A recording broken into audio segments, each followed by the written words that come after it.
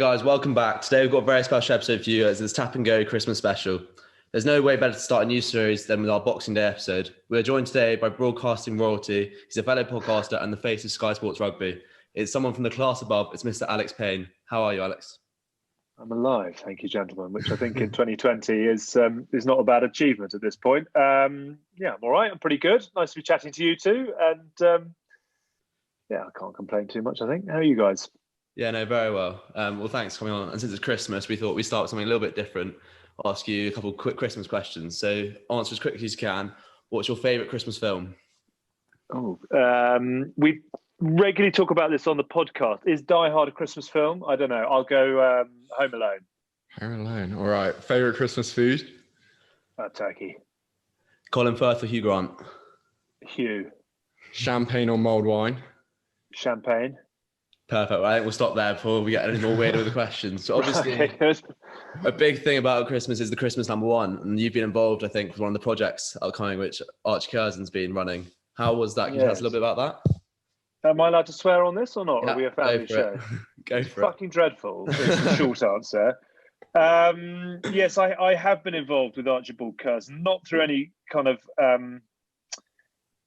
not through any sort of willingness, I suppose. I mainly because he's raising money for a very good charity in Restart Rugby. But the man's an absolute prat and a total idiot, and sort of somehow seems to appear in my timeline and on my shows without any sort of invitation from me. But some people seem to find him mildly funny. I think he's an utter irritation. But no, he in all fairness, he has done a very good job with limited ability to raise profile awareness and hopefully some valuable money for Restart Rugby, which needs it more than ever before. And on that basis only, I was happy to do about 2 minutes work to help him with his cause. That's enough of that. Yeah, no. Well, I'm sure I was sort of like thinking the other day, like comparing to sort of the We Are the World with sort of Michael Jackson and his crew, almost like a rugby version. Yeah, no, nothing like that. It was like a bunch of pub drunks out the back having a shing shong at the end of a very good evening. He is, to be honest, a phenomenon. And you can read into that whatever you like. He sort of seems to have this cult following. I don't know whether that says more about him or about those people that follow him, but peas from different pods. Let's just leave it there. Well, it's for a great cause, so fingers crossed it does well, and we can all raise a lot of money for that. He did say, actually, and this is a world exclusive, he did say that if he reaches number one, he'd run around Clapham Common naked, and I've got that on a WhatsApp message. So at the appropriate moment, if sales are flagging, I will release that into the ether, and perhaps that might find a couple of other people who'll put 99p down behind his debacle. I think you could find a lot of people willing to donate for that cause. Yeah, obviously now focusing more on your career in presenting. So obviously you went through quite a traditional public school upbringing and everything, but then got into presenting. But unlike most, you didn't have a professional rugby career yourself. So can you talk a little bit about how you went from almost straight out of school into presenting? Yeah, sure. So I went to a school familiar to you two and played a bit of rugby. It's not a terribly strong rugby school, but we had a good time and some great days. I then went to Edinburgh University, which is a fairly well-trodden path. And I played quite a lot up there as well, actually. I played never to any great level. I played second division Scottish rugby for a club called Edinburgh Academicals. I was pretty fringe and sort of skipped about happily as a, whatever it was, 19-year-old, 20-year-old student. And loved it. I mean, I had a really, really good time out there. We played some quite fun intramural stuff as well. But I was keen but limited, I think is how I describe my playing career. I was always a massive sports fan, like most kids who come out of school at that age and stage. I watched everything where a ball was involved and sort of looked at various different things. I was going to potentially go into the army. I really wanted to become a sculptor, actually. There's a different story for another day. I was pretty limited at that as well. But I always had this massive passion for sport. And I sort of remember, kids of 18, 19 sort of starting to embark on what is it I'm going to do when I grow up. And I did a bit of advertising work experience and a few bits and bobs. And off my own bat, I wrote to Sky and said, look, I'd love to come and do a couple of weeks work experience. What chance? And I sort of had to do it 2 or 3 times. And eventually the woman in charge of it said, yeah, okay, well, we can book you in for a March slot for a couple of weeks. Come and get stuck in. And I was unbelievably lucky. I actually started on Soccer AM back in the days when Soccer AM was an amazing sort of phenomenon in itself. It's slightly tapered off at the fringe. I'm quite relatively good mates with Max Rushton, who I think is probably the bloke who killed it. So we laugh about that occasionally. But I ended up making wire legs on a Friday for a Saturday show, and it was the staple of Sky Sports at that point. And my passion was always in rugby. I think I was the only person ever to get work experience in Soccer AM and asked to move out of it. But I ended up in the rugby department. It was 2001. It was pre-Alliance tour, and it was just mega, absolutely incredible. And so my 2 weeks became 4 weeks. I stayed on and worked over and above, and then actually said to the executive producer, look, if I'm in Australia, can I be the gopher and the T-boy for you during the tour? And he said, yeah, sure. If you're out there, come and work and we'll look after you on game days. And I spent my student loan at the time going to Australia with a couple of mates. We drove up and down the East Coast following the tour. And I just was absolutely incredible. And the moment, genuinely, for me, the fires were lit was I was on the first test. This is way before your time, which is very depressing. But it was the first test between Australia and the Lions in 2001 is a sort of fairly iconic game, and the Lions played incredibly well. And about an hour before kickoff, I was meant to be sitting in a truck out at the back of the stadium, pressing a button every time someone made a tackle. And the kit that I was meant to be using broke, and so there was nothing for me to do. And half an hour before kickoff, and I was not much older than you two, and a proper sort of passionate fan about it. Someone just said, "Look, there's nothing for you to do. There's a pitch pass. Go and watch it from the touchline." And I walked out into the Gabba in Brisbane on the day that any Lions fan who watched it will remember. I mean, the Lions fans turned that stadium red. And I was walking. I mean, it's actually funny enough. It makes the hair stand up on the back of my neck now. And I walked out onto the stadium, and I just was like, "This is the holy grail. This is what I want to do." And I ended up sitting on a chair at the end of the Lions bench. I mean, it was the day that Jason Robinson lit up the pitch. Driscoll scored his wonder try, and I just was like a 19-year-old kid, the classic pig in shit. And I just at that point thought, whatever it takes and whatever opportunities I can engineer, this is what I want to do. It's really good fun, short and sweet. And so I went from T-boy. 4 years later, I was the reporter on the Lions tour, and then 4 years after that, I was presenting it. So it kind of happened relatively quickly, but it just lit a fire in me that sometimes you've got to gamble and just throw your eggs into it. I went from 5 years at a good school, 4 years at a good university, started earning 12 grand a year, making tea and coffee at 2:00 in the morning on a tennis overnight. But I think sometimes if you've got a passion, you want to make it work, you end up getting lucky and being in the right place at the right time. That's a long-winded answer. Hope you can cut something out of that works. I mean, like, it's a totally different skill, isn't it? Sort of like playing the game and sort of like commenting or like talking about it and being on podcasts like Fred and I have both sort of experienced over the past whatever months. But like, did you so you were the youngest presenter on Sky Sports. Did that sort of give you any nerves, or were you sort of a bit jittery at the start, do you reckon? What do you think? I mean, I was 24 years old, and so off the back of that Lions tour in 2001, I went back to university for 2 years, and I kept in touch with all the guys and the girls at Sky, and I'd worked during my holidays. I actually worked much harder in the holidays for Sky than I ever did at university. But I joined Sky a week after I finished my finals, and I was making tea and coffee and mucking about. And I went from T-boy to basically reporting on live rugby in about 6 months, having never done any acting, any public speaking. I'd never done any training. I'd never had a screen test. I literally got given a microphone. It was a Friday night, and the game that we were covering was Army against the Navy at Twickenham, and it must have been about 2004. And the night before the game, the executive producer, who I think possibly knew that I was quite keen to get into, I kept my cards very close to my chest. I didn't want to be one of those people that walked in saying, all I want to do is present, all I want to do is report. And I had friends who I joined with at Sky who were very ambitious for their presenting career, but they never got picked up because you have to kind of go in at the bottom in television. You have to learn the terminology, and you have to put in the uncomfortable hours, and you have to do the crap jobs in order to then prove that you're there for the right reasons. And the reason I kind of say that is that I'd done that. I kept the cards quite close to the chest. I'd done that long slog.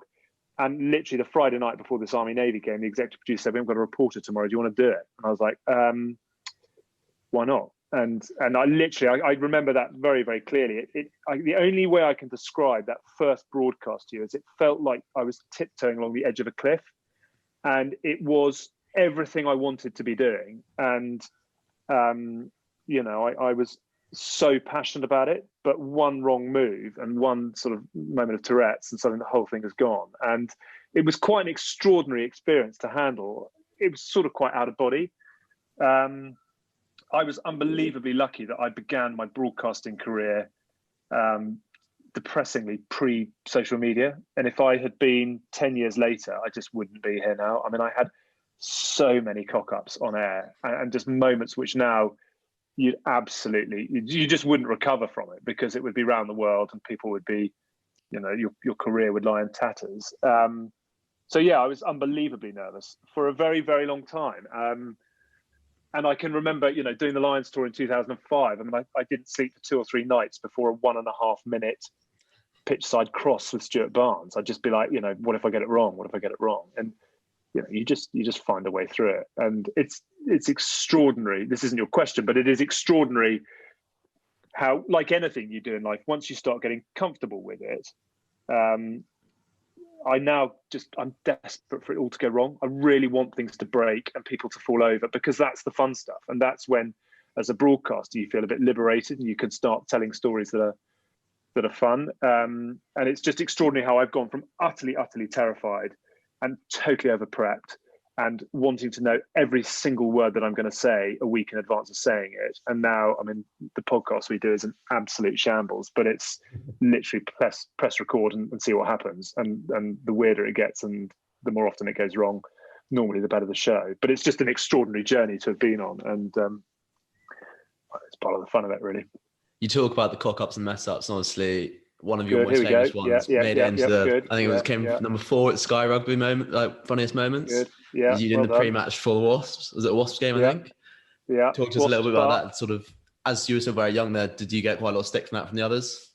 I can only really describe it as my Jean van der Velde moment, which again won't mean very much to you, but he's the guy who was going down the 18th at the Open with a sort of 7-shot lead and managed to hit it 3 times into the burn and twice into the bunker and ended up losing. I've been a broadcaster for 16 years now, and the third question, which is what you've asked and what anybody ever asks, is what the hell happened at Adams Park?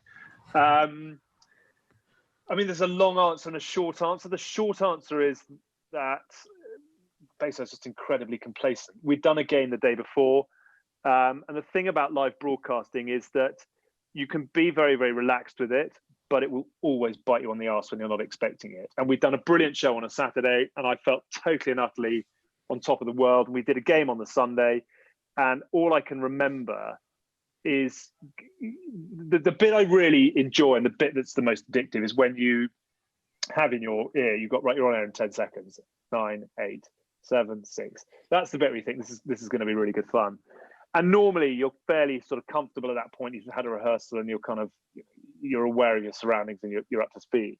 All I can remember that day is the PA saying, right, we're on air in 10, 9. And I was thinking, holy shit, I've got no idea what I'm doing here. I don't know. I've no idea what I'm doing here. And as I began to think, I'm totally and utterly sort of at sea, the tannoy behind me picked up, and this is excuses, the tannoy behind me picked up, and all I could suddenly hear as I was thinking, I don't know what I'm saying, is just tannoy music in my head. And even if you stick your fingers in your ears and you talk, you can still understand what it is you're saying. But my balance in my ears was so out of kilter that even if I was talking, I had no idea what the words were that were coming out of my mouth. And so I can only describe it that suddenly I was on air with no idea what it was I was meant to be saying. I couldn't hear what it was I was saying. And instead of sticking to the oldest rule in the game, which is just keep it simple, I tried to overcomplicate it. And I just I was like a car stuck in the mud. And the more I revved to try and get out, the deeper it got. And eventually I just was like, yeah, hello guys. And they were like, what on earth are you doing? And I didn't really have an answer for it. And it was I was still on that point of my career where I was desperate to kind of prove myself. I mean, you mentioned the fact I was 24 when I started. I looked 15, and that actually was a proper challenge. And you work with some pretty grown-up alpha males who are kings of their sport and revered across the world. I mean, the first rugby match I ever broadcast, I was in studio with Sean Fitzpatrick, Michael Liner, Bob Skinstad, and Will Greenwood, and these guys were absolute heroes of mine. And I remember Fitzy, and it's another story, but I was thrown on air with about 7 hours notice, and I had to broadcast a whole day of rugby. And I was absolute rabbit in the headlights. And as we went on air and you got that 10, 9, 8, all Fitzy did is leant over and went, "Don't fuck it up, mate." And I was like, perfect, okay, great, I'll try not to. But it's that kind of environment. I was way out of my depth. And the point about Adams Park is I was still trying to work out who I was and how I was broadcast. I'm still sort of very formulaic. I look back on it now, it's the best thing that ever happened, because fundamentally what you realise off the back of it is none of it really matters. So the sun still comes up and off you go. So obviously that was probably one of your least favourite interviews at the moment, but can you ever think of one which sort of like stands out as being one of your most favourite interviews, like one which you would do over and over again? That's a good question. I think we did quite an emotional one with Johnny Wilkinson when he played his last game for Toulon in the UK, and that was the Heineken Champions Cup final against Saracens in Cardiff. And that was a really nice interview. It was a really nice moment. And it had, it was a big day. That it was a big club day, and loads of people watched. Funny enough, probably the best interview I ever did was with, again, long before your time, but back in 2007 at the Rugby World Cup. I went out to France to interview a guy called Nicky Little, who was, sorry, I don't know his killers. I went out to France to interview a guy called Nicky Little, who was the Fijian fly half. And they'd just beaten Wales, an extraordinary upset. And I took him out for a steak and said to the cameraman, just as soon as we sit down, just start filming. We're not going to have a big, right, let's start and off we go. The extraordinary thing about sportsmen is that you can chat away really happily. And as soon as you go, right, let's start the interview, up comes the drawbridge and you just get media answers. And I said to the camera, just start rolling the camera and we'll just chat and see where we get to. And as a result, Nicky never realised that we were filming and never realised that the interview had begun. And we ate the steak and he just revealed the most extraordinary things about the group of guys he was playing with. 2/3 of them had never left Fiji before. Of that contingent, loads had never been in an elevator before, and they were just so gobsmacked by this thing where you pressed a button and it took you up to the top of the building. And it was just beautifully romantic. It was Fijian, not like romantic between us, just the romance of their story was just an amazing interview. And it just gave so much insight into the personalities and, the cultural differences. And, it was all wrapped in this extraordinary underdog story of Fiji having beaten Wales. So I look back on that one and that was a great interview. And more recently, just I suppose with the podcast, we've done some good ones recently. Sam Burgess was a big story for us. We did some very nice stuff recently with Ben Kaiser about the very sad death of Christophe Dominici, Alex Corbusier and his cancer battle, Nigel Owens and his battles. The nice thing about a podcast, though, is you get the opportunity to do so much more because you're not time constrained. And people sort of are very comfortable relaxing, whereas in a TV environment, it's so intense and there's so much going on and you're so limited by time that it's much harder. Yeah. So on that note of sort of like you interviewing people, is there someone that you'd like sort of love, like a dream interview, like dead or alive, or like, is there like a specific moment like after a certain match or sort of that you would like? That's a very good, sport related or anybody? Anyone. Anyway, I got a really curious fixation with JFK and Jack the Ripper. I love a conspiracy theory, so I'd love to be able to dig into that a little bit at the same time. Why not? Yeah, I mean, let's lay a conspiracy theory on conspiracy theory. I've actually been to Dealey Plaza in Dallas, which was an amazing day actually.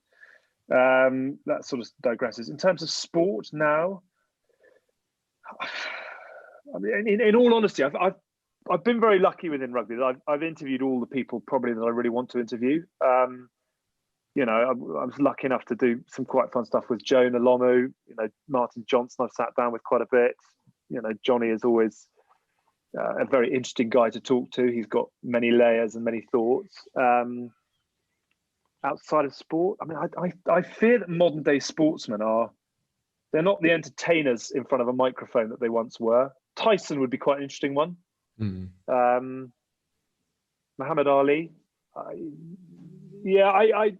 couldn't give you a really strong answer on that. I mean, I've been very, very lucky that I came into sports broadcasting as a fan, and the more you do something, sort of the more that falls away. So I'm not nearly as big a sports fan as I once was, partly because I've been to some amazing days and I've sort of experienced it and lived it. So I haven't really got a very good answer for you. Who would I most love to sit down? I think Tyson would be quite an interesting guy to explore. I reckon there'd be some quite dark demons in there that you could get into. So I guess as a sports fan, I'm quite interested with sort of like dynasties, someone like Jordan with the Bulls, Derek Jeter with the Yankees, sort of like Tom Brady with Payne and so on. Do you think sort of like Exeter Chiefs, I know they've been in 5 Premiership finals. Wow, that's a segue. Do you think they can become sort of like a dynasty like the previously mentioned? Like the Chicago Bulls? Yeah. I think they can become a dynasty within rugby, but is that a dynasty? I don't know. I mean, rugby is a pretty small goldfish bowl, and we all paddle around in it, saying that it's, saying that it's an amazing kind of sport, and it is, and we all love it, and we love it for all the reasons that we all know. But it's a pretty small sport at the same time. I would say that the All Blacks are a far bigger dynasty within sport than Exeter Chiefs will ever be. I think Exeter Chiefs are a great story. And I remember when I was 24, 25, going down to the Southwest to interview them. They were playing on a dog track in the middle of nowhere. And it was, I think they had a speedway track around the outside or something. It was just, they were a proper pub team. And now they are the champions of Europe and the champions of the Premiership. I'm just not sure that the Premiership in its current guise will ever be big enough to sort of enable a team to be, labelled as a dynasty. You've got to be elevated, and you've got to be playing at the very top table of world sport to be a dynasty. I think Exeter are an amazing club and a great story. It's a bit like, I'm calling an old cynic, it's a bit like when, people are described as legends of the sport, and we throw legend and great and all that kind of thing around pretty willy-nilly. And if you work with someone like Stuart Barnes for long enough, he sort of turns you into a cynic in the way that he is. And I think, I'm repeating myself, I think Exeter are a great club. I wouldn't stick dynasty on them yet, possibly ever. I think if you're ever looking for a dynasty in rugby, it's got to be the All Blacks. Any club teams that could become, or not at all, because it's not the same sort of competitive level? I don't think within... I just don't think within rugby up here in the UK it's just not a big enough sport. I mean, I think you could look at the Crusaders. Are they a dynasty or are they just a dominant force? I don't know. We're dealing in nuance, I suppose. I think I think Leinster got pretty close to dynasty with the 3 European titles in 4 years, and that's probably as close as I'd get to it. Toulouse, possibly. Exeter have certainly got what they need to become a really, really great club. But I just think you need to be talking about sport where the world stops to watch in order to be... If you dominate a sport which the world stops to watch, you can consider yourself a dynasty. If you're dominating a Premiership and a European Cup, which people love but don't necessarily, you'd never see an Exeter Chiefs shirt in LA, and you'd never see, do you know what I mean? And I think in order to be a dynasty, Jordan was the most famous man on the planet, and that's because of his success. Much as I love Jack Noel, I don't think you'd find a Jack Noel shirt in Thailand or wherever it's going to be. So I think dynasty's too heavy for it, but I think they're a great club with a cracking story. Good answer. Yeah. Alrighty, guys, it's that time again. Time to pay for the pints. Today's podcast has been brought to you by our mates over at Team Blazers. Big shout out to them, the great British Blaze company, kidding you out for every match day social. Check them out now. And so obviously we just had the inaugural Autumn Nations Cup, and obviously that's not going to stick around. They've already confirmed that South Africa and everyone's coming back next. But do you think the format might stick around, the two groups, potentially create a bit more excitement in the autumns? I mean, I'm just so frustrated and bored of going around the sort of the calendar roundabout. I think they were beginning to get somewhere with it. I think by the end, I don't think the rugby's been pretty average over the course of the autumn, but I think it's entirely understandable. I mean, the players have, it's just been an extraordinary year of rugby for them.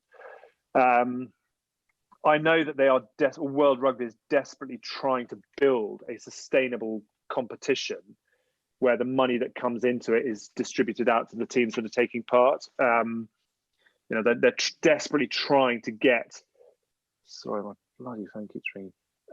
They're desperately trying to package up something where brands will come in and, want to take a really big part in it, and that revenue will filter out to Tonga, Fiji, Japan, etc., in a way that perhaps it doesn't at the moment. I don't know whether the RFU have just laid their cards out and it's a negotiating time. I don't know. I really don't know the answer to that question.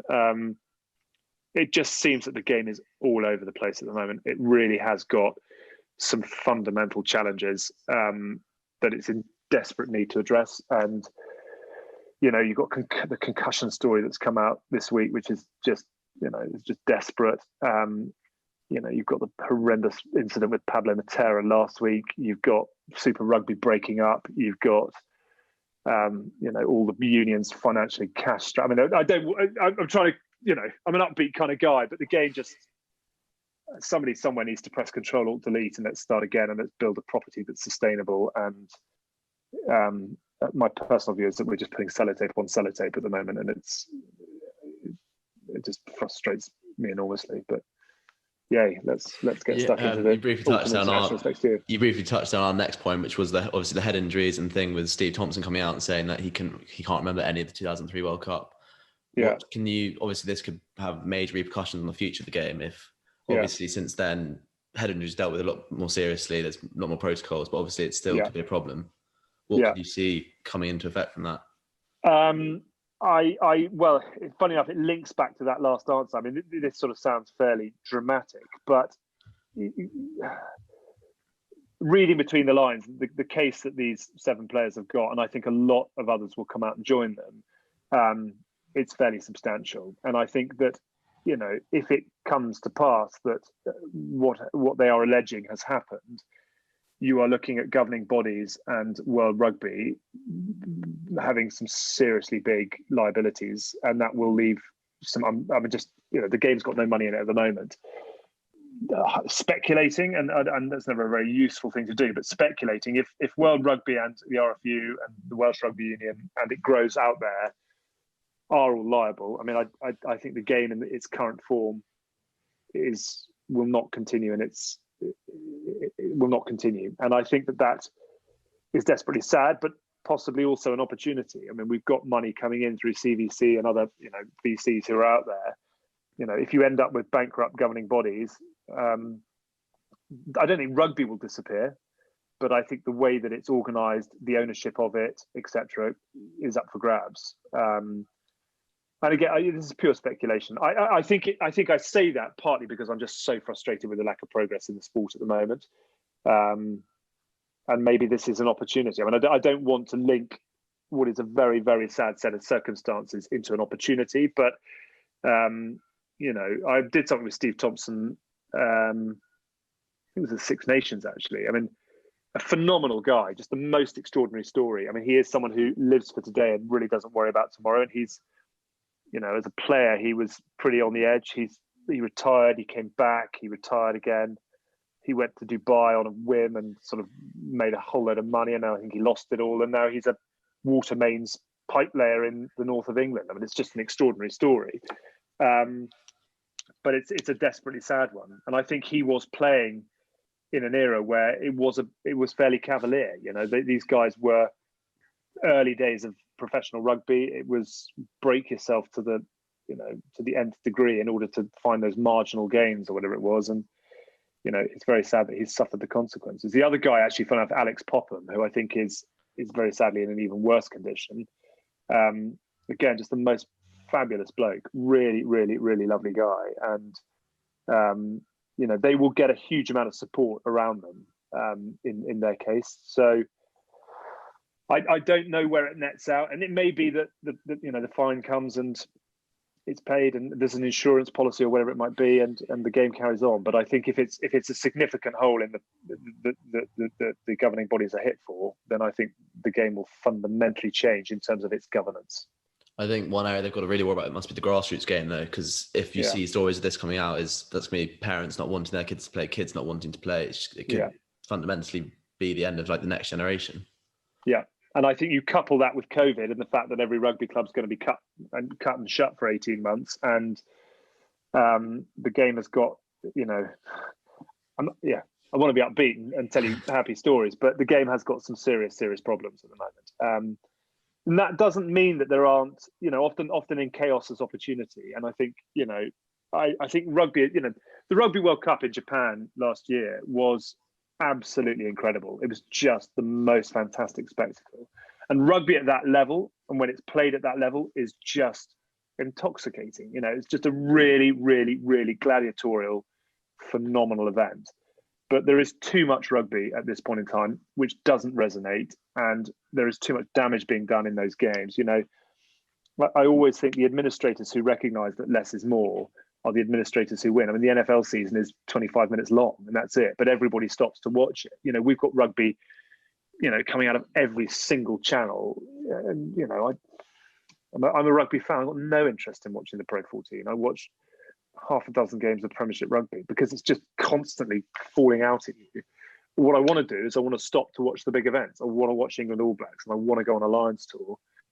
You know, we need to filter, condense, and, you know, refine the product, and not just think that more rugby is the answer to all of this. Let's make a better product, a more, you know, exclusive product, and chart, you know, get more from it and for it as a result. So I guess recently, so the Team of the Decade came out, and you had the honor of being a part of the ceremony.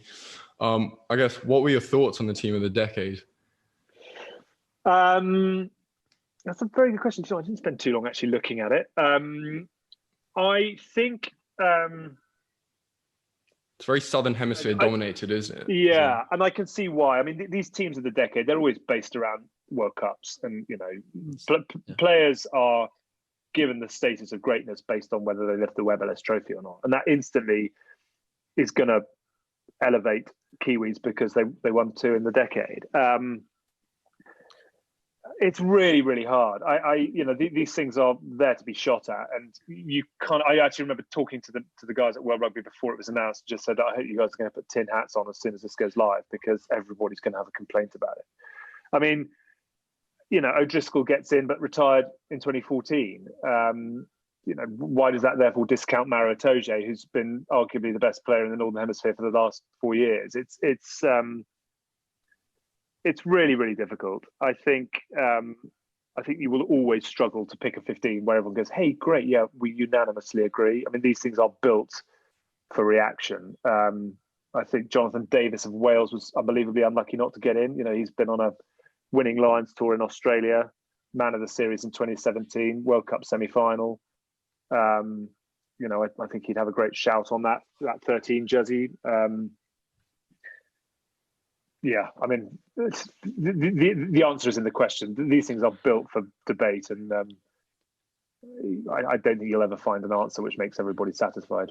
I think one position which brought up a lot of debate, and some people thought it was very well deserved and refreshing to see Sergio Parisse at number 8, and others thought because he played obviously. How can you leave out Kieran Reid? Exactly. Yeah, I mean, Sergio, great man, talisman. Definitely didn't play his best rugby between 2010 and 2019. You know, Kieran Reid, back-to-back World Cups, redefined the role of a number 8, skippered the All Blacks with an extraordinary win percentage. I mean, I actually thought as well Aaron Smith at 9 was unlucky. I mean, Conor Murray, brilliant. You know, led Ireland to, well, not led, but featured for Ireland in a couple of wins over the All Blacks. And I suppose there's a Grand Slam in there as well. But Aaron Smith is just a heartbeat of that New Zealand side. we could debate it for hours. I don't think we'd get anywhere, and I'm not sure we'd come up with an answer. But hey, that's the fun of it.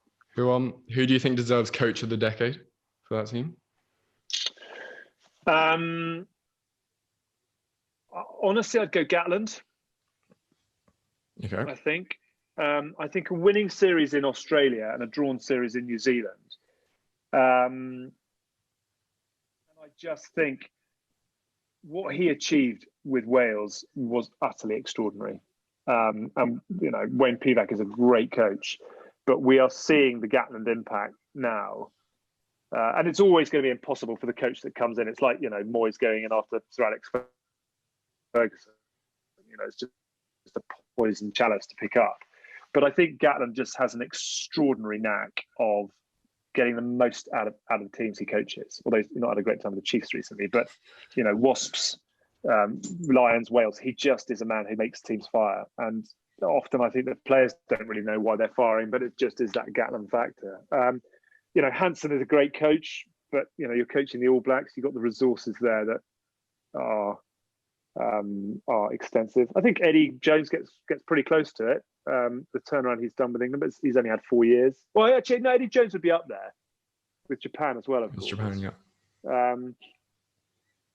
But I just think the success that Gatland's had at the very, very top table probably means that he would shade it. Yeah. Well, Alex, thanks so much. We don't want to take up too much more time. I'm just going to ask one final question. And it's going to be a bit of advice for any listener here, because our main target probably under 20-year-olds. If they want to get into broadcasting and sports broadcasting, what piece of advice would you give them? I'll give you 2 bits. One is you will be gobsmacked how manners and politeness helps, and it's an extraordinary thing. I remember I actually got my job on Sky Sports News because when they were doing screen tests, I was the only one that stood up when the female director walked in, and that's a really, I'd say it to you guys, it just, in this day and age, it's just a really, it doesn't cost anything, I know, but it just really fucking helps sometimes. In fact, let me do that without swearing, because that's kind of that doesn't really work. It really helps. Manners really help. And the reason I say that is if you look after if you are polite to the people on the way up, you never know when you might well be back on the way down again. So just look after the people around you. Be a really decent person, gets you going. And the second thing about getting into it is you've got to have a passion for it. I think fundamentally in broadcasting, you have to really care about the subject matter that you talk about. I would never have made it in music. I would never have made it in film, because I don't care about film in the way that I get up at 4 a.m. We used to get up at 4 a.m. to watch Southern Hemisphere rugby. If you have a passion for a subject, that normally means that you've got a knowledge that goes with it. And that means that you will survive when the pressure comes on, because you're comfortable, you're excited, you're engaged in that subject matter. So if you want to get into broadcasting, pick your passion and go for it down that route first. Don't go into broadcasting, say, I want to be a broadcaster. What is it that I can talk about? Because there will be 100 people in front of you who are broadcasting that thing because they genuinely care about it. And just get going. What you guys are doing here is absolutely fantastic. You have to start. You have to build on it. You have to write letters to every organisation, or emails to every organisation that you're interested in. And the final thing is you just don't give up. I'm afraid the nature of the beast is that there's a fair amount of rejection around. It's a lot of fun. It's a really great job to be involved in, and that means a lot of people want to do it. So you've got to persevere. So be polite, be passionate, and persevere. There you go. Some 3 Ps. Who knew? Well, thank you, Alex, for joining us today. Obviously, doing very well as a presenter yourself. So it was pretty fascinating talk for Freddie and I, just to sort of, listen to, I guess, someone who's super successful enough the field that we're trying to get into. But so thank you. And happy Christmas for all the fans listening out there. It's Boxing Day today. So yeah, hopefully 2021's a much better year. Fingers crossed. Thanks, guys. Great to chat. Good luck to both of you. And Happy New Year to all your listeners. Cheers. Thank you. Come on. Come on.